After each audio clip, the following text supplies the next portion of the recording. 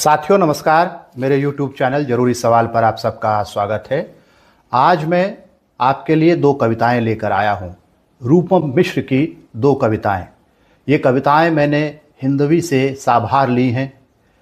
इन कविताओं के शीर्षक हैं ये लड़कियां कहीं और से चलकर नहीं आई थीं, और दूसरी कविता का शीर्षक है वे सब मेरी ही जाति की थीं। रूपम उत्तर प्रदेश के प्रतापगढ़ जिले की रहने वाली हैं। उन्होंने पूर्वांचल विश्वविद्यालय से एमए किया है।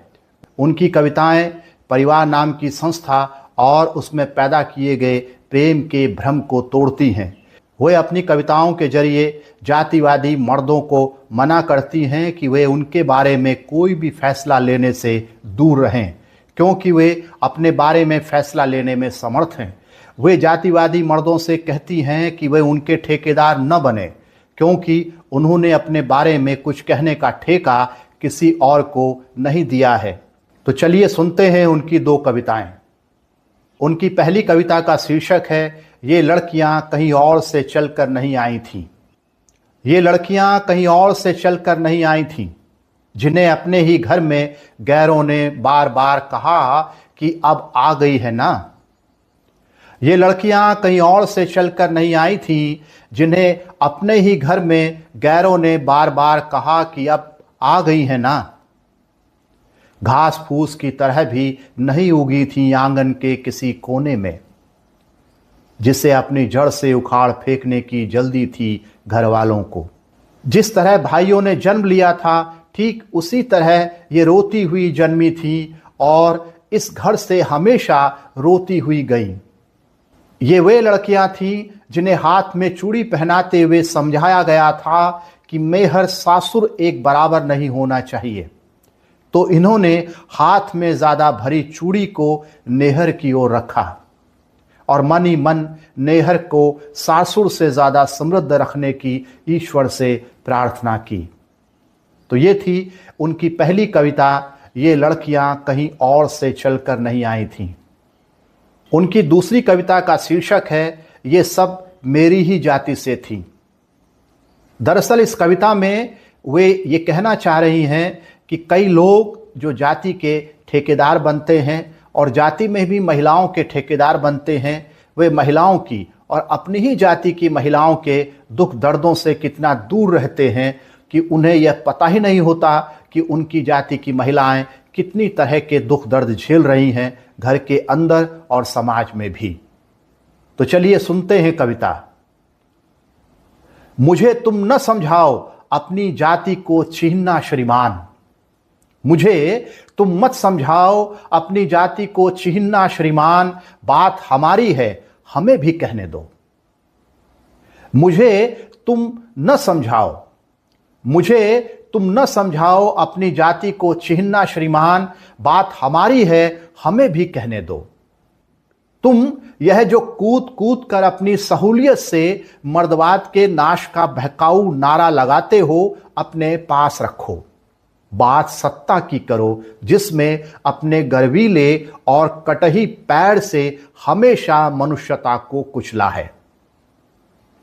बात सत्ता की करो जिसने अपने गर्वीले और कटहे पैर से हमेशा मनुष्यता को कुचला है, जिसकी जरा संगी भुजा कभी कटती भी है तो फिर से जुड़ जाती है। रामचरितमानस में शबरी केटव प्रसंग सुनती आजी सुबह उठती हैं और गुरु चमार के डेहर इचा छूने पर तड़क कर 7 पुश्तों को गाली देती। कोख और वीर्य की कोई जाति नहीं होती, यह वह भी जानती थी, जो पति की मोटरसाइकिल पर जौनपुर से बनारस तक गर्भ में आई बेटी को मारने के लिए दौड़ती रहीं और घर के किसी मांगलिक कार्य में बिना सोने के बड़का हार पहने बैठने से इनकार करती रहीं। सब मेरी ही जाति से हैं। चकबंदी के समय एक निरीह स्त्री का खित्ता हड़पने के लिए जिसने अपनी बेटियों को कानूनगों के साथ सुलाया।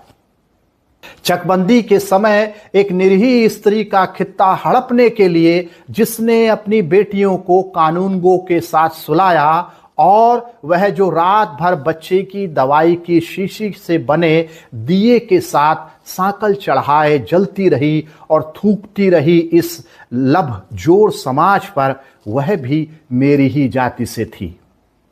जानते तो आप भी बहुत कुछ नहीं है महाराज।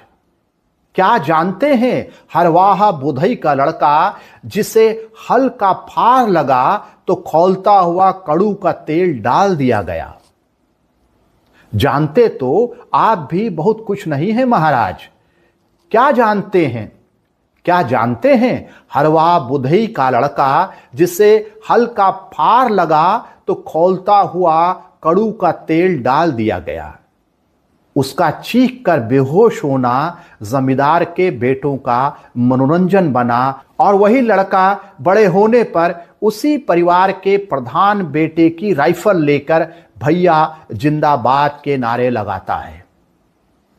मेरी लड़खड़ाती आवाज पर आप हंस सकते हैं क्योंकि आप नहीं जानते मेरी आत्मा के तलछट में कुछ आवाजें बची रह गई हैं जो एक बच्ची से कहती थी कि तुम्हें कोई सखी भौजाई ने नहीं बताया कि रात में होठों को दांतों से दबाकर चीख कैसे रोकी जाती है।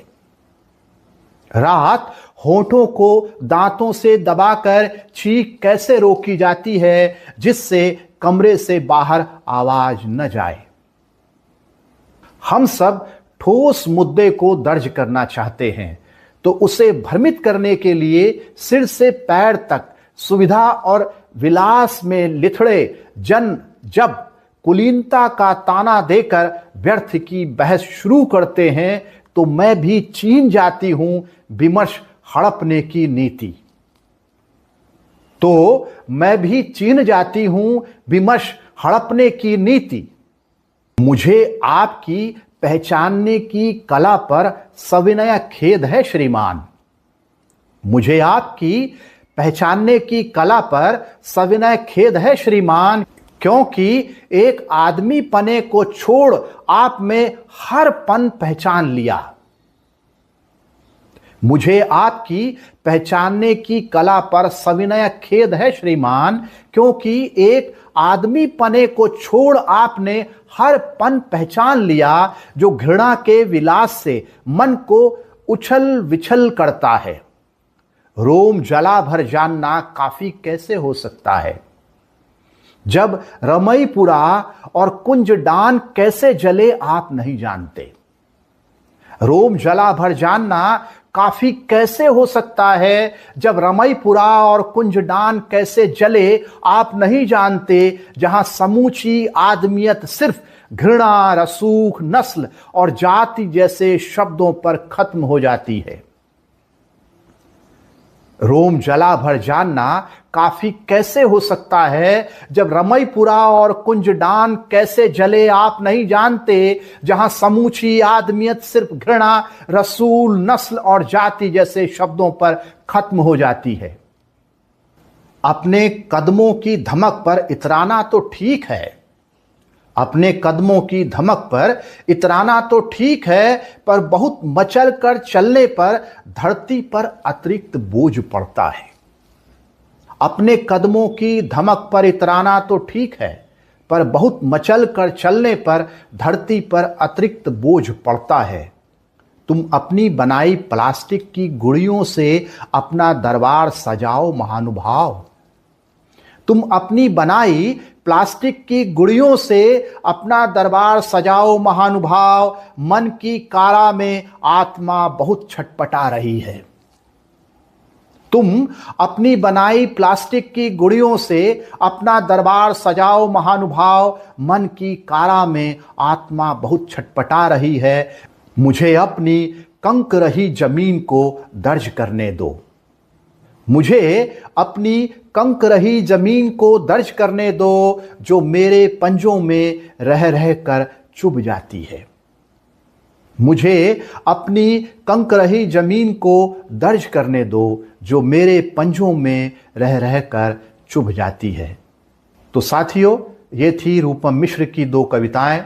मुझे उम्मीद है कि ये कविताएं आपको पसंद आएंगी और समाज में जो एक विमर्श है और जिस विमर्श को बार बार भटकाने की कोशिश की जाती है किसी नैतिकता के नाम पर, और जिसको बार बार क्वेश्चन कर रही हैं रूपम मिश्र अपनी कविताओं में अलग अलग तरीके से, आप उसे समझ पाएंगे और उसका आनंद भी लेंगे और इससे अपनी समझ का विस्तार भी करेंगे। नमस्कार, मैं वीरेंद्र सिंह रावत।